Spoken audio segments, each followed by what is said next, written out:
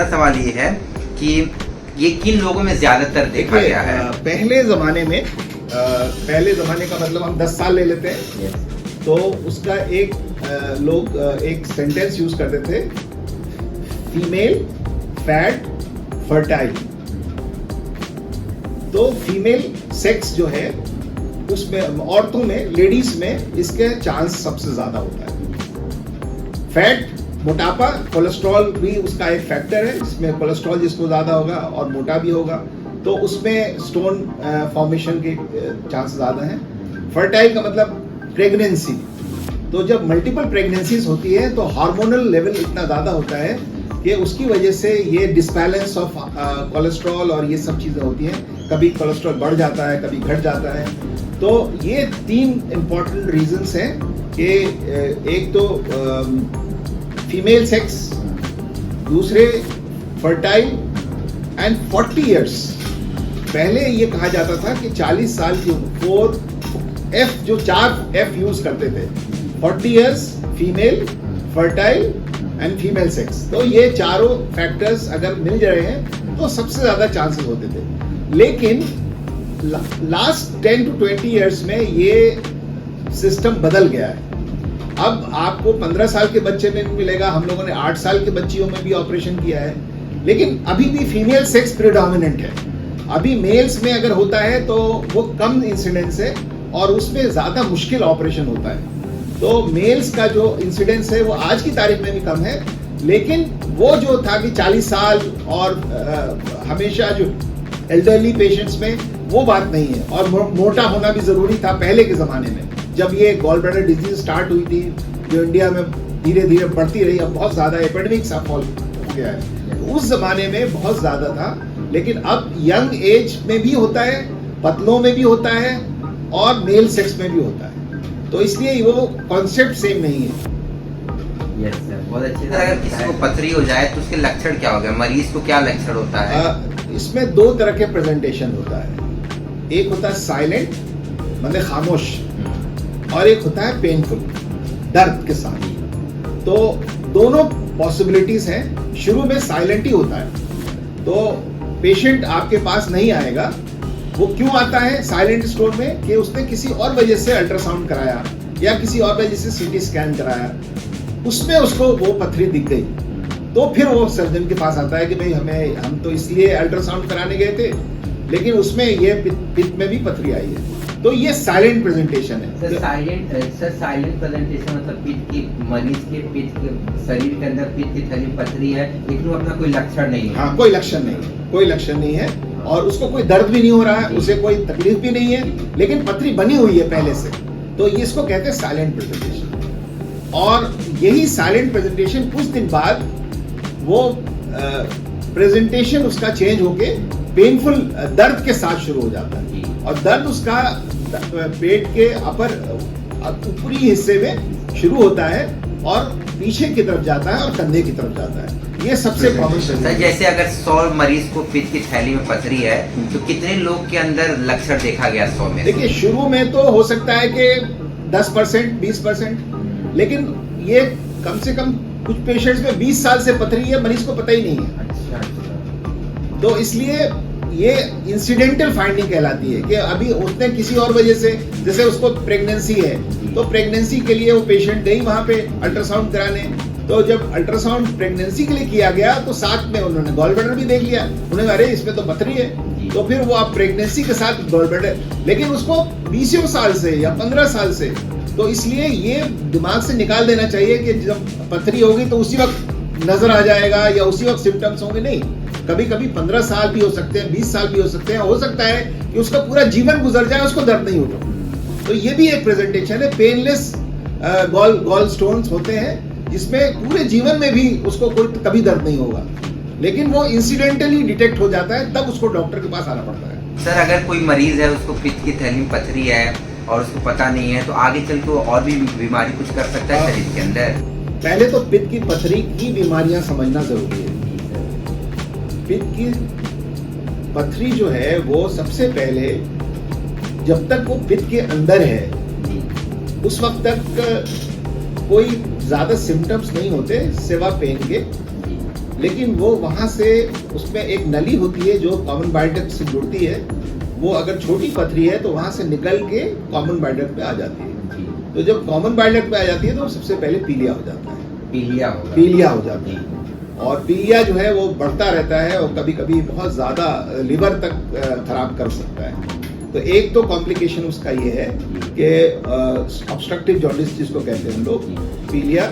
दूसरे, उसके अंदर इतना ज़्यादा सूजन आ जाती है जिसको हम लोग कहते हैं एक्यूट कोलिसिस्टाइटिस। वो बहुत तकलीफदेह है और बहुत इमरजेंसी है वो।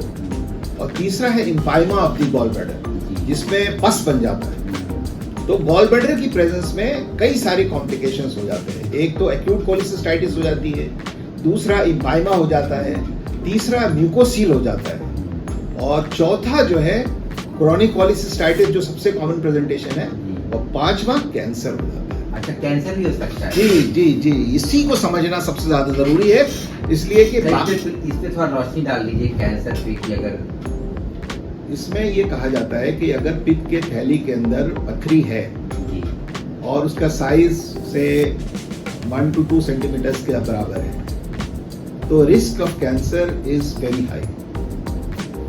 और पेशेंट को कोई सिम्टम नहीं होगा। तो साइलेंट स्टोन्स जो होते हैं, अगर वो बड़े साइज के हैं तो कैंसर बनने के चांसेस बहुत ज्यादा है। तो इसलिए जो पहले था कि अगर जो साइलेंट स्टोन्स हैं उनको ऑपरेशन कराने की जरूरत नहीं है, क्योंकि कोई सिम्टम ही नहीं कॉज कर रहे हैं। लेकिन इस बेल्ट के अंदर उत्तर प्रदेश और जो जहाँ पे नॉर्थन इंडिया में cancer of gall bladder up to 1 to 2% है। जितने मान लीजिए 100 मरीज हैं गॉल ब्लैडर स्टोन के, तो उसमें 2 मरीजों को कैंसर हो सकता है अगर उन्होंने गॉल ब्लैडर नहीं निकलवाया। मैं अमाम को बोल रहा हूँ कि साइलेंट स्टोन का मतलब कि ऐसे पित्त की थैली में पथरी है कि मरीज को कोई लक्षण नहीं आ रहा है। और सर एक और चीज़ है कि अगर किसी को पता चल गया कि उनके पित्त की थैली में पथरी है, तो बहुत लोग कंफ्यूज रहते हैं कि दिमाग में उनके तमाम तरह के सवाल आते हैं कि दूरबीन द्वारा, जिसको अंग्रेजी में लैप्रोस्कोपिक सर्जरी बोलते हैं, वो ऑपरेशन कराना चाहिए कि चीरा लगाकर मतलब ओपन सर्जरी कराना चाहिए। सर इस पर थोड़ा प्लीज़ रोशनी डालिए। 24 साल हो गए, तो उस वक्त जब लैप्रोस्कोपिक सर्जरी इंडिया में इंट्रोड्यूस हुई थी, तो इसी ऑपरेशन के लिए ही शुरू हुआ था। और वर्ल्ड में भी जो मॉडर्न लैप्रोस्कोपिक सर्जरी है वो गॉल ब्लैडर सर्जरी के लिए ही इंट्रोड्यूस हुआ था। हालांकि अब लैप्रोस्कोपिक सर्जरी सारे ही ऑपरेशन में इस्तेमाल हो रहा है, लेकिन इसका शुरुआत जो है गॉल ब्लैडर सर्जरी से ही हुई थी। मतलब सर लैप्रोस्कोपी जो अभी बताते हैं, टिम्टन उडवाडिया नाम के एक सर्जन थे जिन्होंने पहले फर्स्ट लैप्रोस्कोपिक सर्जरी इंडिया में किया था, और उडवाडिया साहब बॉम्बे के रहने वाले थे। तो उसके बाद से ये तो वर्ल्ड में थोड़ा पहले शुरू हो गई थी, इंडिया में थोड़ा बाद में आई।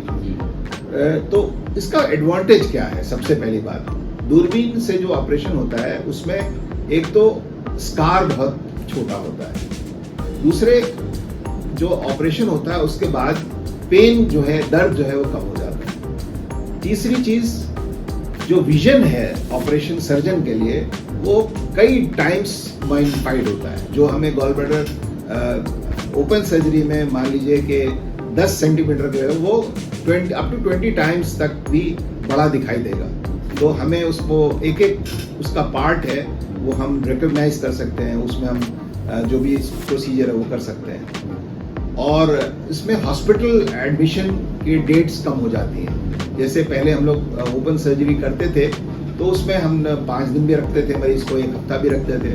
लेकिन अब जो है, अगर आज ऑपरेशन किया तो आज रात में भी डिस्चार्ज कर सकते हैं, दूसरे दिन सुबह भी डिस्चार्ज कर सकते हैं, डिपेंडिंग अपॉन कि वो पेशेंट कितना सस्टेन करता है। तो एक तो सबसे पहला एडवांटेज है लैप्रोस्कोपिक सर्जरी का कि उसमें बहुत छोटा मतलब फायदा मतलब अगर आप दोनों को कंपेयर करेंगे तो लैप्रोस्कोपिक सर्जरी और ओपन सर्जरी में क्या फर्क है? ऑपरेशन दोनों एक है।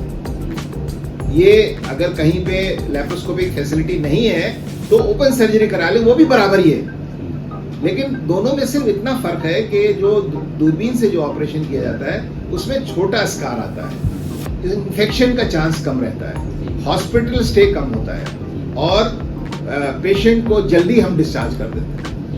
लेकिन सर्जिकल प्रोसीजर जो है वो पूरा वैसा ही है जैसा ओपन सर्जरी में होता है। इसलिए अगर जिस हॉस्पिटल में या जिस एरिया में ये लैप्रोस्कोपिक सर्जरी नहीं है और उसको गॉल ब्लैडर सर्जरी की जरूरत है, तो ओपन सर्जरी भी इक्वली गुड है, क्योंकि ये 100 साल से यही सर्जरी की जा रही है। ओपन सर्जरी का मतलब जो डॉक्टर साहब जो चीरा लगा के ऑपरेशन करते हैं उसको ओपन सर्जरी बोलते हैं। हाँ, मतलब एक तो होता है कि उसमें एक टेलीस्कोप डालते हैं, टेलीस्कोप डाल के अंदर दूरबीन के जरिए सारे ऑर्गन्स को देख के, और हाथ में लंबे लंबे इंस्ट्रूमेंट्स होते हैं जो कि बाहर से ही ऑपरेट किए जाते हैं, और टीवी स्क्रीन पे उसकी इमेज आती है, उसको हम लोग ऑपरेट करते हैं। तो ये लैप्रोस्कोपिक सर्जरी। ओपन सर्जरी है कि हमने पेट के ऊपर निशान लगाया और उसे काटने के बाद मसल्स को, फिर वो गॉल ब्लैडर सामने आ गया, हमें दिखाई दे रहा है, तो हम उसको उसी तरह से ऑपरेट करके उससे बाहर निकाल देते हैं। तो लेकिन आज की तारीख में अगर आपसे एक, हम लोग कहते हैं गोल्ड स्टैंडर्ड,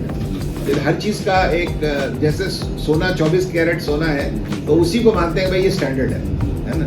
तो उसी तरह सर्जरी में भी, लैप्रोस्कोपिक सर्जरी में खासकर गॉल ब्लैडर सर्जरी को हम लोग आज की तारीख में ओपन सर्जरी के मुकाबले में गोल्ड स्टैंडर्ड मानते हैं। लेकिन इसमें एक चीज समझना चाहिए कि लैप्रोस्कोपिक सर्जरी हर आदमी नहीं कर सकता। जब तक महंगी के अलावा इसकी ट्रेनिंग और इसकी लर्निंग जो है वो काफी लंबी है, और जब तक कोई ट्रेन्ड सर्जन नहीं है उससे लैप्रोस्कोपिक सर्जरी कराने का मतलब है कि आप अपने लिए मुश्किल पैदा कर रहे हैं। तो इसलिए इसको पहले इंश्योर कर लें कि ये लैप्रोस्कोपिक सर्जरी का इसके पास कितना तजुर्बा है और कितने ऑपरेशंस इस तरह के कर चुका है। ओपन सर्जरी तो कोई भी कर लेगा, क्योंकि वहां से बचपन MS की पढ़ाई में पूरी ओपन सर्जरी पढ़ाई जाती है, लेकिन लैप्रोस्कोपिक सर्जरी के लिए अलग से ट्रेनिंग लेनी पड़ती है। तो इसलिए इसमें इस चीज का ख्याल रखना जरूरी है। सर्जरी में कोई फर्क नहीं है, गॉल ब्लैडर निकलना ही है, ऐसे भी निकल जाएगा, और लैप्रोस्कोपी से। तो इसलिए जिसने अभी सीखना शुरू किया है उसके पास जाके सर्जरी नहीं करना चाहिए। ये हमारा मेरा लास्ट क्वेश्चन ये है सर, इससे बचा कैसे जा सकता है इस बीमारी से, पथरी से? पथरी से बचने का तो ऐसा है कि डाइटरी मॉडिफिकेशन है, खान पान में फर्क करना है, और एक्सरसाइज है। फैट, मोटापा जो है इसकी सबसे बड़ी बीमारी है, जिसकी वजह से ये बहुत सारी बीमारियां होती है, ब्लड प्रेशर है, डायबिटीज, उसमें गॉल ब्लैडर डिजीज भी उसका एक कंपोनेंट है। Pregnancy is also one of the reasons why, जिसकी वजह से गॉल स्टोन डिजीज हो सकता है। तो बचाने के लिए आपको ये है कि आप एक्सरसाइज, रेगुलर एक्सरसाइज करें, खान पान में तेल का, मक्खन का, घी का इस्तेमाल कम करें, सब्जी और वो रेड मीट ले सकते हैं, चिकन ले सकते हैं, उसमें कोई परेशानी नहीं है, लेकिन बहुत ज्यादा तली हुई चीजों को अवॉइड करना। सर बहुत बहुत शुक्रिया हमारे चैनल पे आने के लिए, बहुत अच्छे से आप सर आवाम बहुत अच्छे से समझ जाएगी। सर एक रिक्वेस्ट है, प्लीज ऑडियंस से बोल लीजिए मेरे चैनल को सब्सक्राइब करने के लिए। इन्होंने मेरा इंटरव्यू लिया है और ये हमारे स्टूडेंट भी हैं, तो इनकी जो रिक्वेस्ट है, मैं चाहूँगा कि आप लोग इस चैनल को सब्सक्राइब करें, और हो सकता है आगे ये और भी अच्छी चीज़ें आपके सामने लाएं, और बहुत सारी लर्निंग हो सकती है उसमें। शुक्रिया, धन्यवाद, thank you very much, bye bye.